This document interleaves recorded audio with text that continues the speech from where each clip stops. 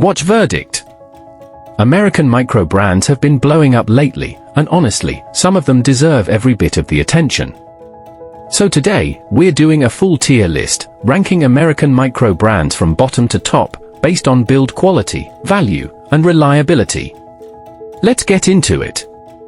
Before we start ranking, let's quickly talk about why American microbrands specifically are having such a moment right now. For years, the microbrand conversation was dominated by overseas names, but American brands have quietly closed the gap, offering the same value proposition, genuine movements, sapphire crystals, real water resistance, while adding something extra, a design sensibility that leans into American aesthetics, whether that's military heritage, tool watch functionality, or just a distinct look you don't see coming out of other regions. Now, here's how we're ranking. Bottom tier, brands that look promising on paper but fall short somewhere important, whether that's inconsistent quality control, unresponsive customer service, or specs that don't hold up to scrutiny once you actually own the watch. Middle tier, solid, dependable brands, nothing flashy, but you get exactly what you pay for, and that's genuinely valuable in this space.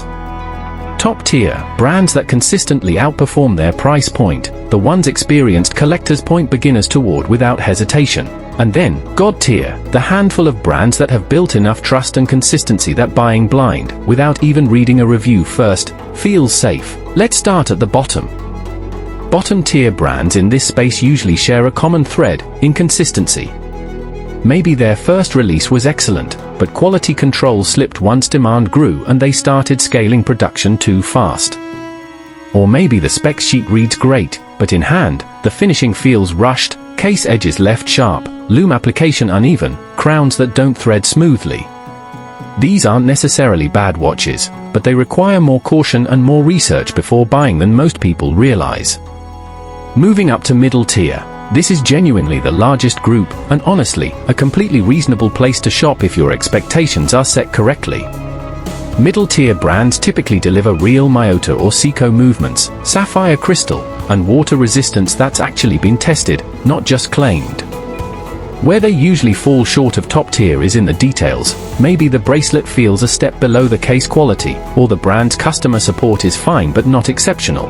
If you're buying your second or third micro brand and know roughly what you're getting into, middle tier options offer a lot of genuine value. Now, top tier.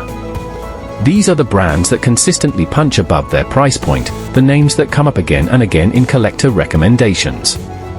What separates top tier from middle tier usually comes down to attention to the details most buyers don't think to check until they own the watch: clasp engineering, loom brightness and longevity, and a genuinely responsive team standing behind the product. Top tier brands have usually been around long enough to prove they're not a one-hit Kickstarter wonder, and that track record matters enormously in a space where new brands appear constantly and plenty vanish just as fast. And finally, God tier.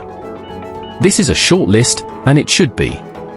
These are the brands where the reputation alone does the selling. Collectors will buy new releases from these names without even needing a review first, because the brand has simply never let them down. Getting to God tier status takes years of consistent releases, transparent communication, and a genuine community built around trust, not hype. It is, by far, the hardest tier to climb into, and the easiest to fall out of if a brand cuts corners even once. So here's my honest advice if you're building your own collection around American microbrands. Don't just chase whichever brand currently has the most Instagram buzz. Look at how long they've actually been operating, read real owner reviews, not just launch day hype, and pay attention to how a brand handles problems, not just how good things look when everything goes right. That's usually where the real difference between tiers actually lives. That's the tier list. If you want us to go deeper into any specific brand from this list, drop it in the comments, and we'll make it happen. If this helped you make sense of where to start, subscribe, because we're going to keep ranking, reviewing, and calling out the truth in this space every single week. Thanks for watching, and I'll see you in the next one.